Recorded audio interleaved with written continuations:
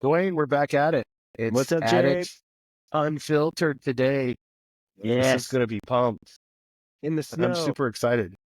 So last Q&A we had, how do you feel like we were? Well, we were not exactly pat you on the butt nice. Oh, yeah, exactly.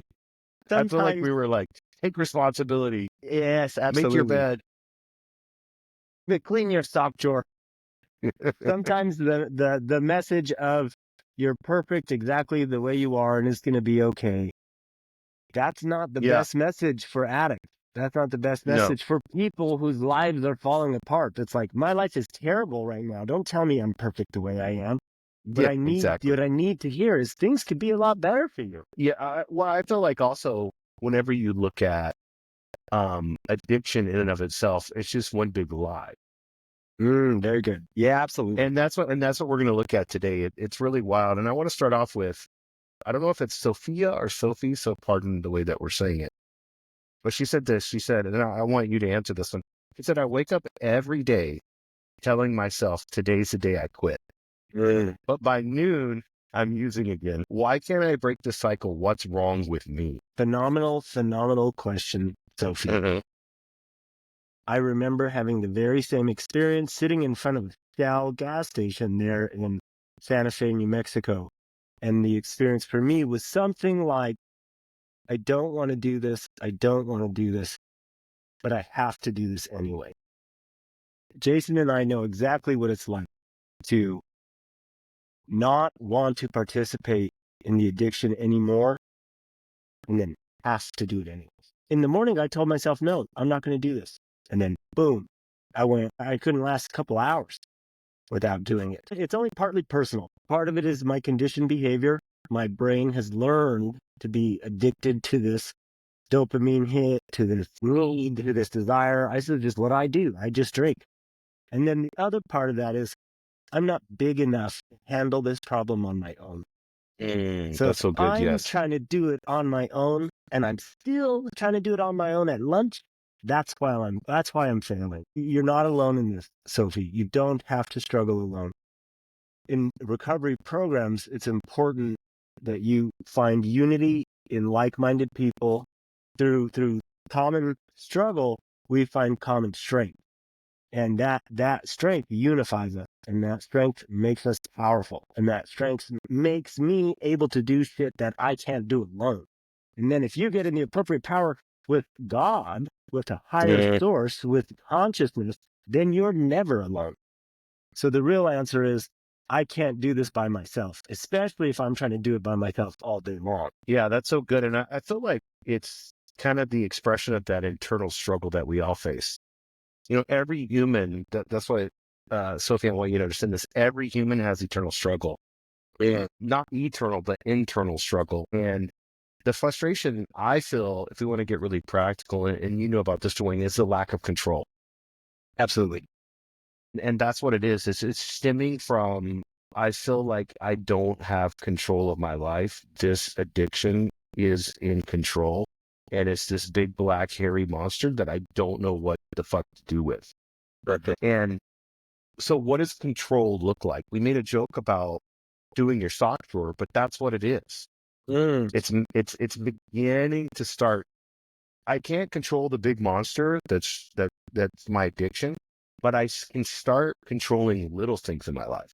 Yeah. And those, it's being, the 1,000 cuts, next thing you know, you bled to death. So it's like, what are those 1,000 things that I'm doing that can I start trying to be honest, like 1 out of 10 times? It's a good start. A good start. Can I like set my alarm, even though I hit the button and I wake up, but I still set it anyways? There's these little things that you can do that creates in your brain, like, I'm starting to take control. And how can I take control? Going to a meeting, like Duane said, I think is so important. That's you being proactive, not reacting to the thought, which Duane talks about is like, it's just that obsessive, that addiction. So how can I take the battlefield of the mind and then begin to display the pieces and put them around as like a chessboard to be able to control? And that sounds logical, But when everything is being reactive and controlled by, that thought, and the thought turns to the emotion, and the emotion's like, oh my God, I need this.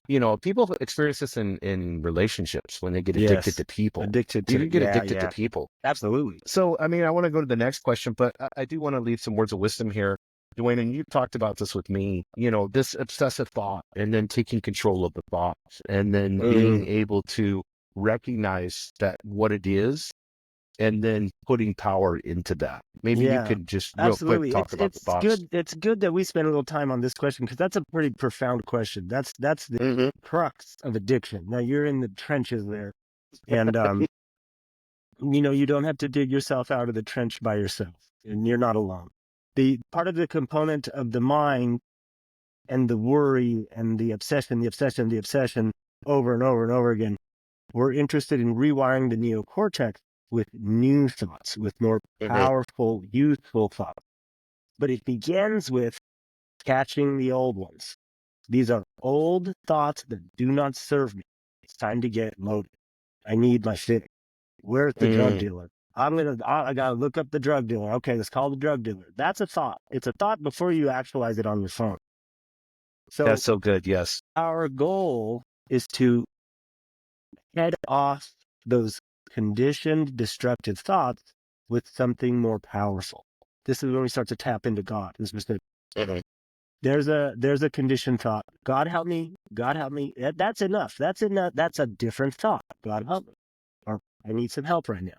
Or no, that's a thought too. No, I'm not going to do that. So we start applying corrective cognitive behavior when if I can separate myself from the thought, I don't have to go down the rabbit hole with the action. So learning that I'm not the thought is very powerful. I'm not the thought. I'm separate from my thoughts. It was Jung that said, thinking is hard because most people just judge. Yeah. And it's like That's so good. I live a lifetime in fear, in judgment, in my mind. And we're interested in going beyond that and getting into the solution. And that looks like God consciousness inside of me. That looks like the observer inside of me. What part of me observes the thought? That part of me is the part of me that's gone. That part of me is the part of me that's bigger than this human form. We'll end in this with the question. If Duane and his ego was big enough to solve his drinking problem, I would have fucking done it a long time ago. I would have already stopped a long time ago. Yes. I didn't want to lose and suffer the way I lost and suffered. I wasn't big Yeah. enough to do it. That's so good. Yeah. And it's so true. It's a God problem. Absolutely. Number 2, Noah, cool name. I like the name. Noah says, everyone says I have a problem, but I honestly don't think it's that bad. I still have a job and I'm trying to read this right. I can function. Am I really an addict or are they overreacting? Not that bad. He says everyone says he has a problem, Everyone, but yeah. not him. We'll kind of focus on that, everyone. Our rule of thumb is if you meet 4 assholes before lunch, you're probably the asshole. That's so good. Yes. Everybody's got a problem with me, but I'm fine. The second greatest lie of addiction is, well, what's wrong with me is you. If only you were different, if only you didn't think that about me, I would be okay. If you're getting the same message from multiple people and these multiple people have purpose and meaning in your life, you might want to pay attention. Yeah, it's so what he judges his life off of too is he says I still have a job. Yes, yeah. And I can function. I still have a job and I can function. That's life for you, bro. Like that's what it's about. Like think about that. If I was like, "Hey, Jordan, I still got a job and I'm functioning, like what are you, like a robot or something? Like I function, like I can do the bare minimum. Like you're made to create worlds.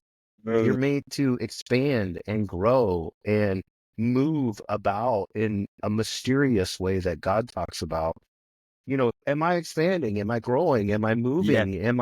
Am I seeing my relationships flourish and everything? Are my family, they're saying I have a problem. Why aren't they saying like, what can I do what you do? How are you growing and expanding so much? I want some of that energy that you have. Instead, they're telling you, you have a problem. You know what I mean? It's such a scarcity mindset, and it's. And I want you to talk about this, Dwayne, if you will, because this is the beginning stages of addiction. Is I can't admit to myself through self-deception, and I need to deny. It's denial. Absolutely. Absolutely. It's not that bad. I have a job. There are such things as functioning addict. Mm-hmm. Just because I was able to maintain a job didn't mean I didn't have a problem. Mm-hmm. In reality, sometimes that type of addict or that type of alcoholic, that's worse because you could drink 40 years. It's like, hey, I still have a running car. I still have a house to live in. No, I'm not even hurting anybody. And it's like, Mm-hmm. all I do is drink and my life is miserable. And so sometimes that's worse. And, no one can tell you that you're an addict. No one, absolutely, Jason and I can't do this for you. No one can tell you're an alcoholic. That's something you have to find inside of yourself. That's something you have to come to realization on your own. And just like Jason just said, that's an admission that takes place inside the heart. I have to let that in to my innermost self that I have this thing called addiction. And then, and only then, did I become willing to start changing my behavior. And yeah, nobody can do this for you. We're not saying, it's you're lying to yourself. However, we will say that if my answer is, I don't know, that's avoidance behavior. Deep Mm-hmm. down, you know. The Mm-hmm. God consciousness inside of you knows if you have a problem or not. So the answer, I don't know, that's avoidance behavior. That's not an answer. When you say, I don't know, what you're really saying is, stop bothering me with your question. Mm-hmm. Yeah, exactly. Or you're saying, yes, I know, but I'm not willing to look at it. Yeah, either way, you're fucked right now. Either way, you're fucked. So because you should be, even a normal person that is seeking a spiritual journey is going to have self-awareness. You're going to ask yourself, like today, I had to say to myself, why did I not choose love? Choose love. We talked about this all the time. Matt, was it Matt Kahn, right? Is this guy's name? Choose Yes, love. yes. Like in every situation, choose love. So what does that look like? Well, for me personally, it looks like I need to take the time to understand. Can I love Kamala Harris? Can I love Donald Trump? Can I take the time? I saw a post yesterday where Jesus was washing the feet of Donald Trump and he was washing the feet of Kamala Harris, because he washed the feet, that was it. And it's such a powerful example of love and understanding to know that everybody's evolving and going through their own, whatever they conceive as trauma or negative. But these are all catalysts. These are all things that's causing me to learn and understand and grow and be the person that I intended to be in this third density. So Yes, for yeah. me, your addiction, or maybe you don't think it's addiction, whatever it is, you're going to learn. And that's that catalyst. That's what it is. It's not bad. It's a catalyst that you're going through. That's a learning lesson that the universe is giving you now, our God, to evolve. And that evolution requires you to go through the shit or whatever else you want to call it, because that seems like as humans in this third density, that's what we like to do. We got to have the hardship. We got to get smacked up the head by God. And that's where you're at. I want to do the next one, Duane. I want you to talk about this one because this one's interesting. Okay.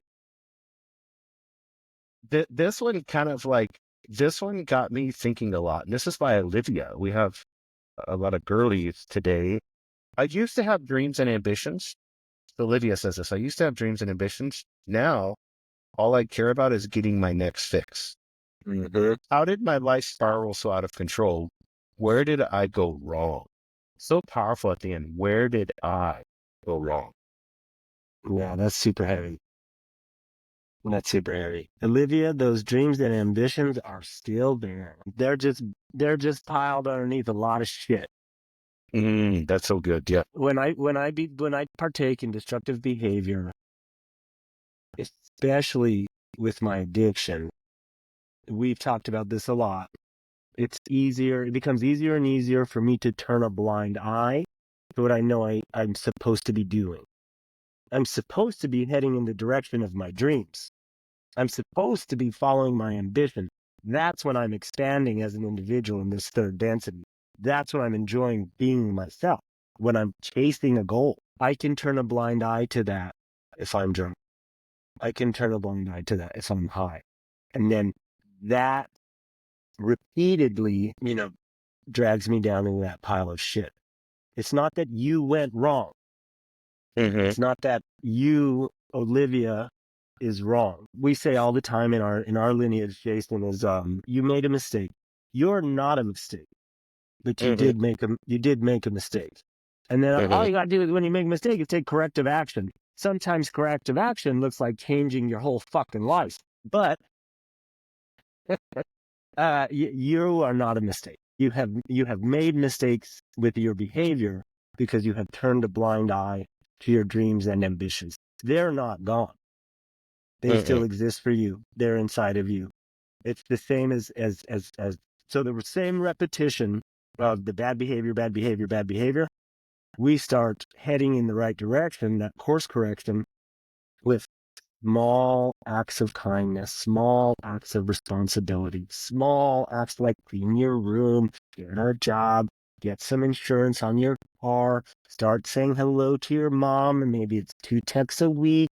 These small acts start building my relationship with the God consciousness inside of me. And then I start to feel good about the person I am. And enough of that over time. I heard someone today, I really liked it, Jay. He said, that's a superpower.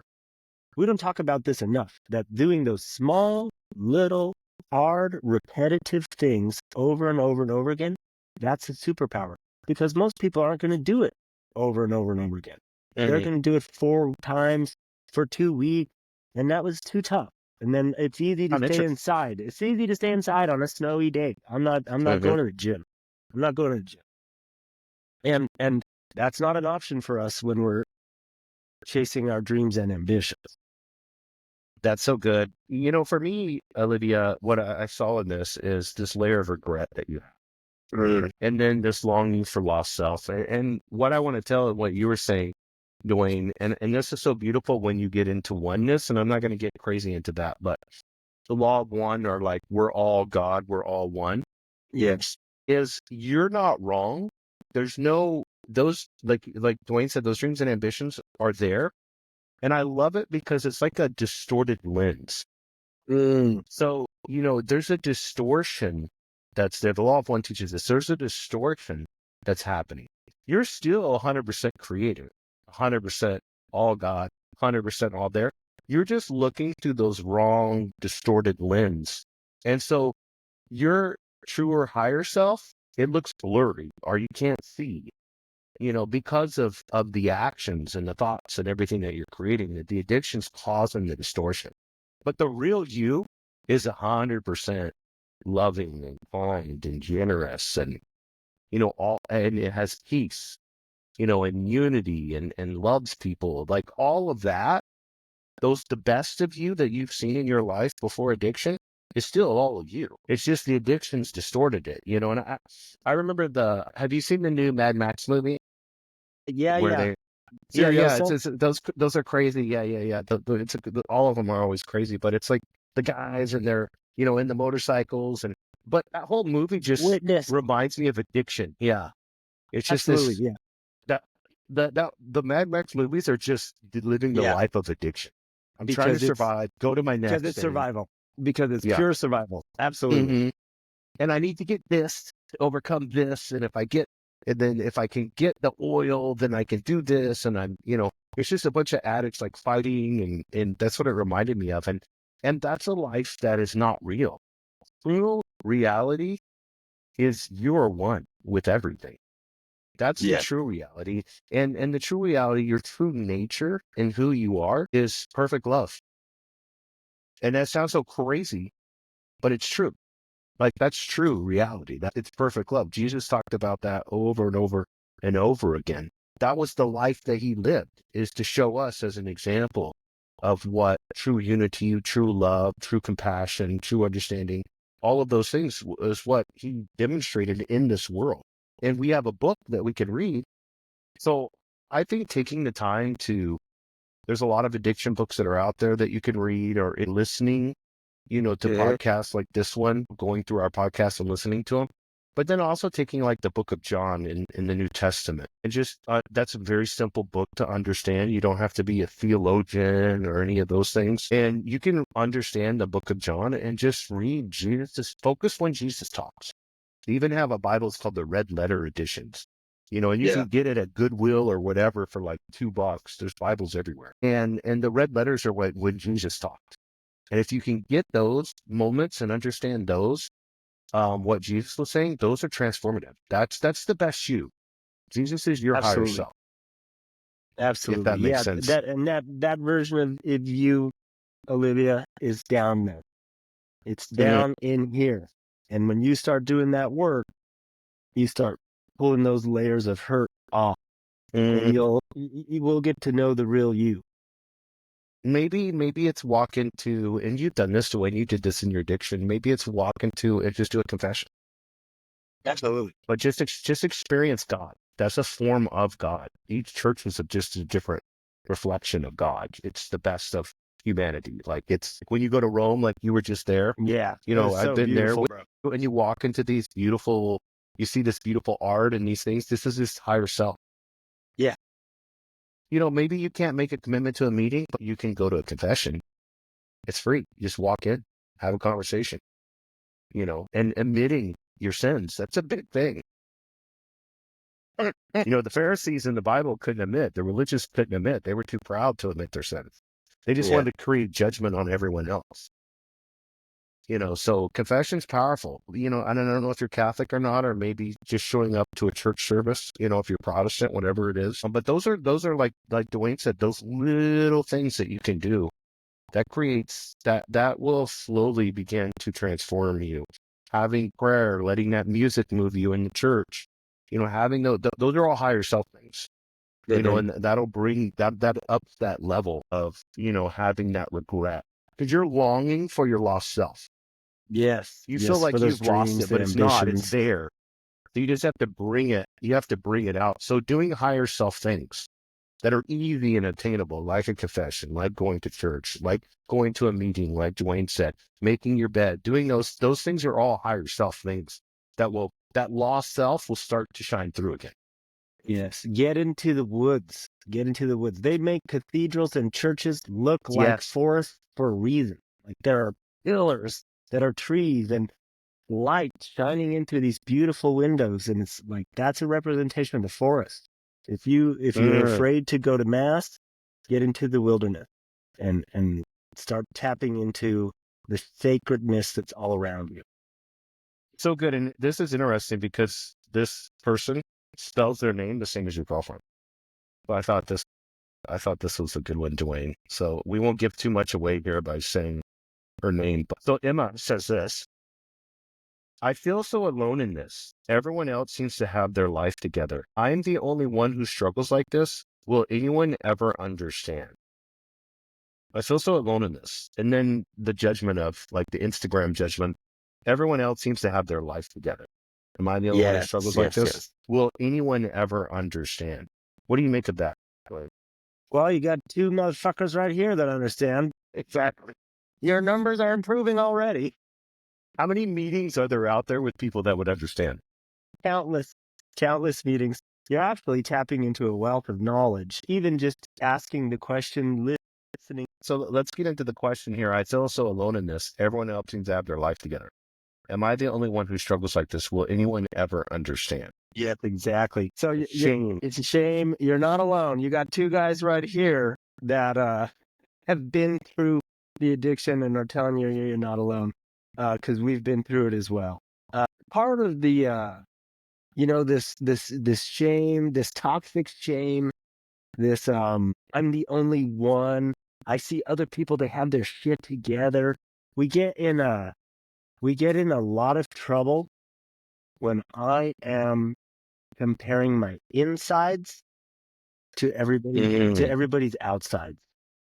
It's like I feel terrible inside. I feel irritable. I'm discontent. I'm upset with my life.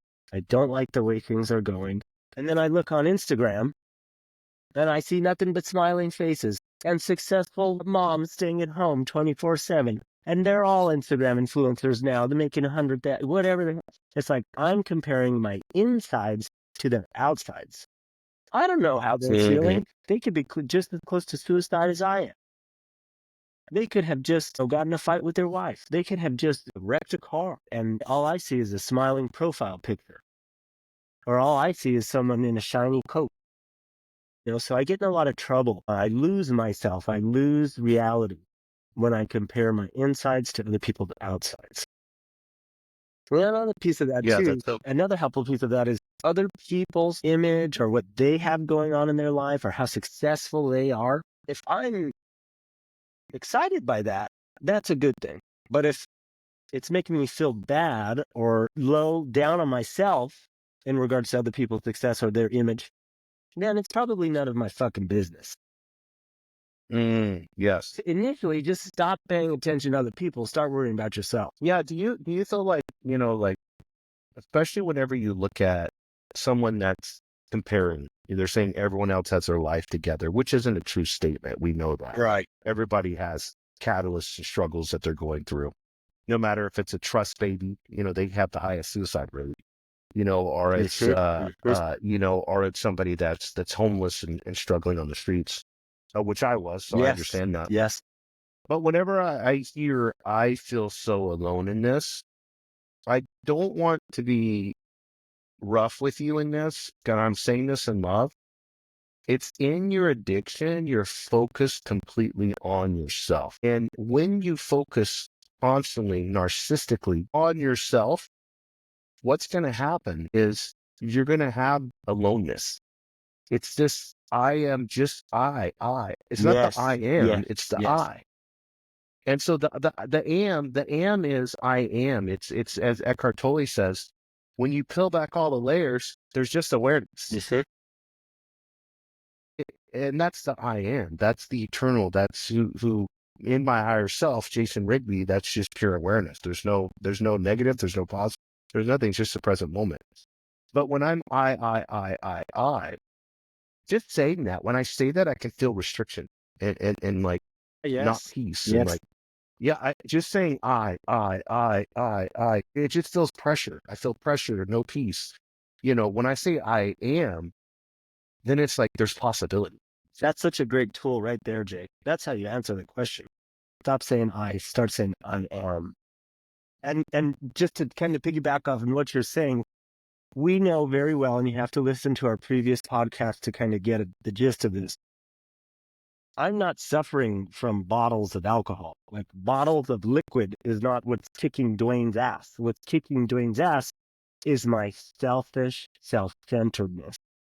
And so when I'm focused on me, in the negative, I'm so alone. We call that pride in reverse. I'm not much, but I'm all I think about. It's so great, bro. I think about that one all the time. Just thinking about you. And so we learn if my real disease is selfish and self-centeredness, how can I start thinking about others? What can you do, Emma, to go be of service? What can you do to get out of yourself? What can you do to help somebody else? That's going to start shifting that energy of I'm so alone. What if you go to a soup kitchen and serve food for an hour?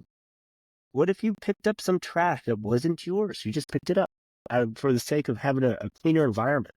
What if you tried to help somebody? I guarantee you, if you think about it for 2 seconds, you could think of 3 people that are hurting right now that you could help.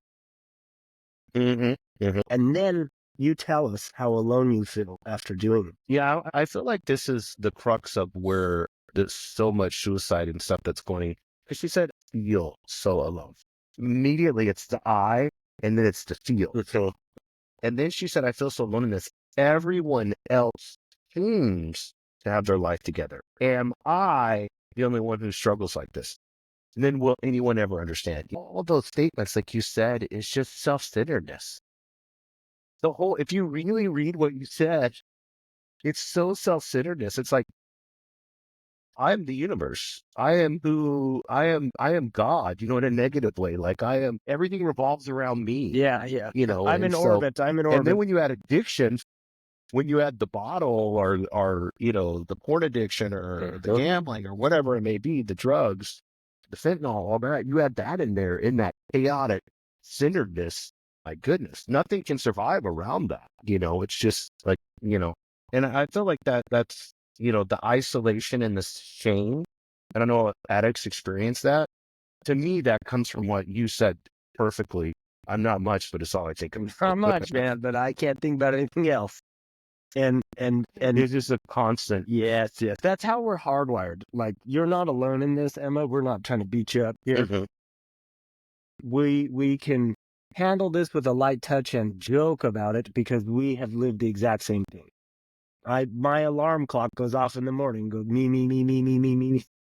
I still wake up super selfish. And so there are Mhm. daily activities, routines that we try and practice as recovered addicts in order to break that habitual cycle of selfishness. I don't wake up Mhm. not selfish. I have to work on this daily.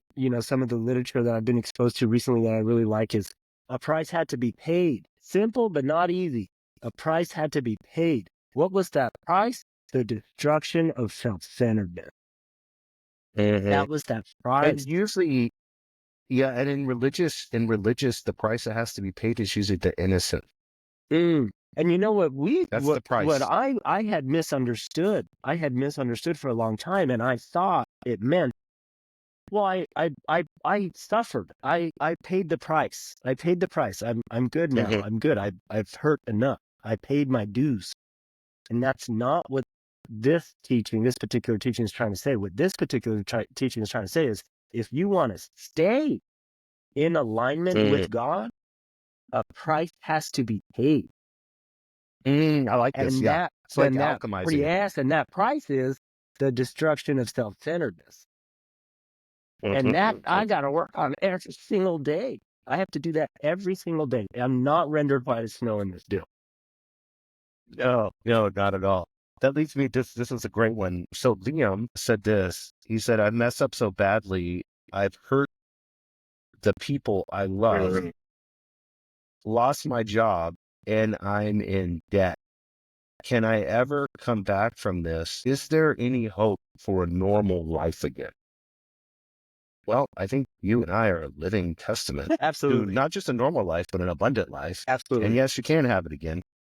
But this despair and hopelessness that addiction creates. Yeah. Can you talk about that, Dwayne? Yeah, we get so blinded in our selfish behavior and our destructive behavior that it becomes my only normal life. This hurt, this pain, I messed up so bad. In my own experience, got really tired of waking up and asking the people that I was with, did I hurt anybody last night? Did something go wrong last night? I was a blackout drinker, and I don't remember what would happen. And I would wake up and I would say, hey, whose blood is this? And they would say, that's your blood, Dwayne. And I got tired of living now. And that happened countless times, and the hurt that we cause because of our selfish behavior. Not only is there hope for you, not only is there a way out for you, but like Jason just mentioned, it's not going to be normal. It's going to be way better than fucking normal if you Mm, start to practice spiritual principles as a way of life. If you try and turn your existence over to the care of God as you could do business with, as your understanding of God. You know what? If you would have asked me 14 years ago, Wayne, what do you think your life is going to look like if you get sober, if you deal with your addiction? I would have sold myself way fucking short. Like, I wouldn't even been close to saying the life that I have now. My world is so big today, and I have so much responsibility that gives me so much meaning and purpose. I would have never imagined 14 years ago starting this journey. So it is possible. I've got out of debt. I have multiple jobs. I healed my family relationships. I did the appropriate work in front of those people and those environments to be a man of integrity, to be a man that can stand on his own and be proud of the life I'm living. It took constant work. I still work on it today, but it's something I'm willing to do because I like the man that I've turned into. It's so good, Duane. You know, when Liam and I see this, it's like you have a relationship problem. You said I messed up so badly, relationship with yourself. I've hurt the people I love, relationships with those that you love. I've lost my job, relationship with work, and I'm in debt, relationship with money. And a normal life, people have abundant life. You have great relationships with things. Yeah. So it's how can I get in relationship? Right You know, relationship. how can I get in a relationship with money? And what does that look like?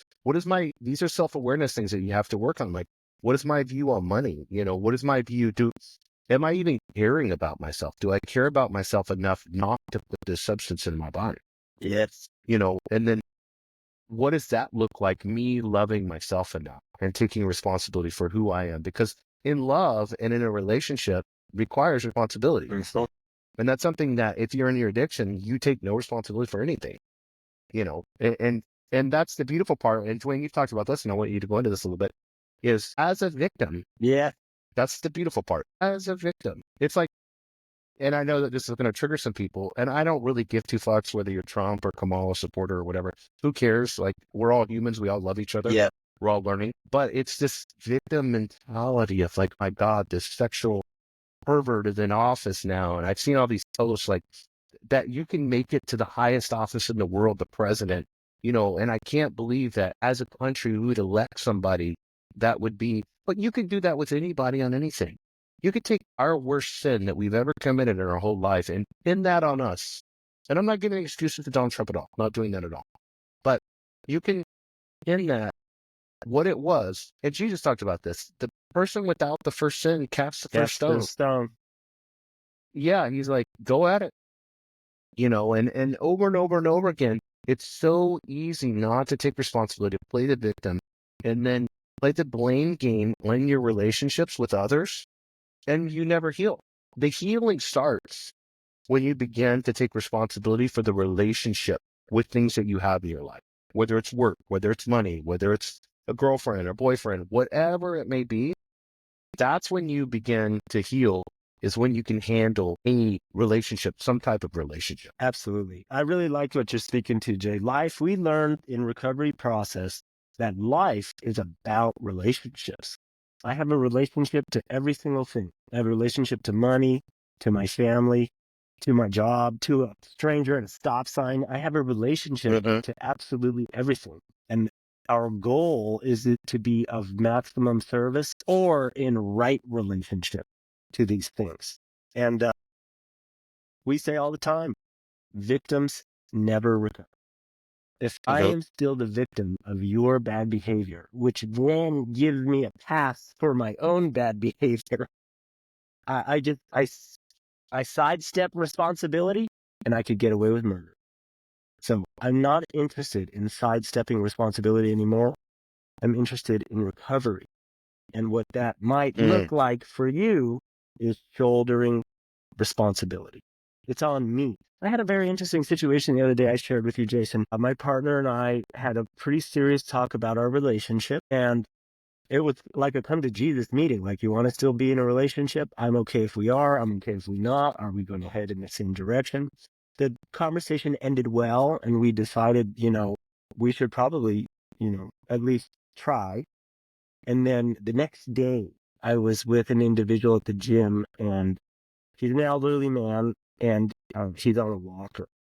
When I was judging, he was in bed, and I was saying, he better not take my machine. If he takes my machine, I'm going to be so pissed because he's slow. And I'm the victim of his slow workout. Now I have to change my whole routine. Doesn't he know who I am? And not only do I get to be the victim, but I'm also superior. It's this very sick, selfish thing that addicts do in their head. And I, by the grace of God, caught the thought. I caught it in my head while I was saying it. I said, Duane, you are not showing this man love. You are not showing this man love. I prayed. I said, God, help me not judge. God, help me offer love. And then we shared the equipment there at the gym. We got to talking, and he said, for some reason, I told him, here, let me get you a wipey for the equipment there at the gym. And he said, wipey. And I said, I have 3 kids with my partner. And I say that a lot. Let me get you a wife. And he said, I bet your kids really love you. Flew out of his mouth, out of nowhere. The moment I prayed and said, God help me not judge, God help me offer love, this stranger told me, I bet your kids really love you. And the gift he gave me was, if I don't shoulder the responsibility of my relationship, who does? So let's say my relationship leaves, my wife leaves.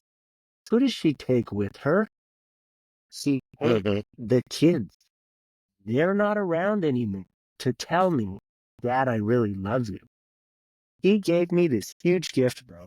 And it was like, I cracked open. This feeling of ease and peace came over me because I had a better understanding. If this is on me to fix the relationship, to heal this, I can do that. I can take responsibility for this. We got busy. The last 2 weeks, we've been getting busy working on our connection and our relationship. Yeah, isn't that amazing? It's the messenger that comes out You never that is know. You needed in the never moment. know who God's It's going to like an speak to. angel. I told him, I said, you make a point to tell him he was leaving. And I told him, I said, you need to know you're like a fallen angel for me. People don't speak to me that way. What you told me really meant a lot. Thank you. That's so awesome. Yeah. And it's so beautiful whenever you begin to shoulder the responsibility, Yes. because then it creates options. Yeah. And those options are what you begin to look at, because you're like, I value the relationship and love. And so I'm taking shoulder responsibility. So let me put the options in place. And then in those options, what happens? Creativity. It just, instead of being everything's so closed, it allows things to open. And that's the beautiful part, because, when you're closed and there's no learning to be had, there's just false beliefs and judgment. We've all talked to those type of people that are know-it-alls, or they know everything, or you talk to some like fundamentalist type person that's like really ingrained in their religion, and it's like, you're going to hell, like that's it. Like, Yeah. no one wants to be like that. No, our response is always, yeah, I already been there. They kicked me out. I had such a good time. Exactly. They fucking kicked me out. Let's do 2 more questions. We have 2 more here. Go, We'll bro. do. I think this is Ava. We got a lot of women today. This is good. This one pumped me up, bro. This is a powerful one. This is a good one. Ava says, I'm ready to get help, but I'm overwhelmed. Yeah. There are so many options. Where do I even start? What kind of treatment is right for me? There's confusion and fear here, but she said, I'm ready to get help. Most people don't make it this far. Yeah, it's Can phenomenal. you talk about this, bro? This is good. You're an expert in this area. I have never seen anyone reach a point of complete willingness and return to their addiction. If I reach a point of complete willingness, I'm completely willing to do whatever it takes not to die drunk. I'm completely willing to do whatever it takes not to participate in hurtful behavior anymore. And I just start getting busy. I have never seen anyone reach the point of complete willingness and return to addiction. Does mean action is required on my part. I do have to start getting busy. The overwhelmed feeling, very, very common. Very, very common. Let's say I ask a GPS system to go. Let's say I ask a GPS system to go 10 places at once. The GPS system can't go anywhere. No one can go 10 places at once. So it's very important for us to just find a small, obtainable goal, have a small, obtainable direction, pick one, and then head in that direction. You're going to kind of ping pong around a little bit. You can't go 10 places at once, but you can go one place at a time. It might take a while. It might take a while. You might need to eat in the middle of them. It's going to be a great idea to fuel your body in the middle of destinations. So have a small obtainable goal. On Tuesday, I'm going to go to a meeting. Every single morning, I'm going to pray. Every single night, I'm going to journal. There's a small obtainable goal. Every single day, I'm going to listen to 20-minute podcasts. I'm going to listen to 30 minutes of Recovered Addict podcast, or whatever it is that's filling your cup at the moment. You just start taking action. If you invite God into that action, you're going to be led in the right direction. You're going to be led in the right direction. The shoes of inner being will know where to take you. It's okay to be overwhelmed. It's normal to be overwhelmed. But do not try and go 10 places at once. You want to try and go one place at a time. Yeah, and I think this leads to the confusion. We see this confusion, but the confusion comes from fear. Fear will always bring confusion because what happens in the Bible, Satan is the architect of fear. That's the whole archetype of him is to create confusion and fear, because humans, that you see people like how they react in certain horrific situations. You never know unless you've been there. It's like some people just freeze. Some people just huddle in a corner. Some people just fight back with all their might. None of those responses are bad. It's an innate, evolutionary response that's from our body. But there has to be a moment where, yes, you said, I'm ready to get help. That's awesome. Hopefully there's an admission to the addiction. But this overwhelming feeling, know that is your protective ego. It's the Satan in you, however, the devil, whatever you want to look at it. It's that part of you that wants to keep you in your addiction. It doesn't want you to be proactive. It wants you to stay reactive. Yes. That's because you're feeling in your addiction, which is so fucked up, but in your addiction, you feel safe. I know the chaos. I've handled this chaos, which you really haven't, but your ego is telling you, we can handle this. We can figure it out. And I want you to think of it, and maybe you've been in an abusive situation. I don't know, but it's the same as the person that's been abused. They would rather take the hell that they know, and that hell that they know is having those people, smack them around and abuse them, than having to go take responsibility and leave that situation and go into a world that they don't understand. And you've seen this with cults and stuff like that, women trying to get out of cults, and they go back, because a lot of times they can't handle taking that responsibility and coming into a new world. And I'm not saying this in a discouraging way. I'm saying this in an encouraging way, because what you don't realize, by taking that first step to say, I'm ready for help, you've already took the biggest step. Absolutely. That's the hardest part. That's you've admitted, and not only did you have the admission, but then you said, I feel there's some certainty there. There's no confusion there. When you say, I am ready for help, I am. That's the creative part of you, the higher self, that's saying, I am ready for help. Those are beautiful words. That's so clear. There's clarity right in your one statement, and the help. The cool part is, I know you said you feel overwhelmed and there's so many options. Take the option that you feel like you can do consistently. Like Duane said, can you journal? Can you go to a meeting on Tuesdays? Can you do a Zoom meeting? They have Zoom meetings online. Just take small little steps that move you slowly in that right direction. And you're going to have a lot of resistance. That's part of it. But that I am part of you that's ready, it can handle anything that gets thrown at you. Absolutely. And you're a testament to that. You are too, bro. You are too. I love that. So let's, I know we're coming up on the hour here. We spent an hour on this. I do want people to know that, the podcast and what we do this, we want to give to people and let them know that we're living examples of what we have. A ton of stuff we're working. We are really open about our lives and the things that we're working on. But I want listeners to know that you're understood and you're heard. But the things that we say are there to empower you.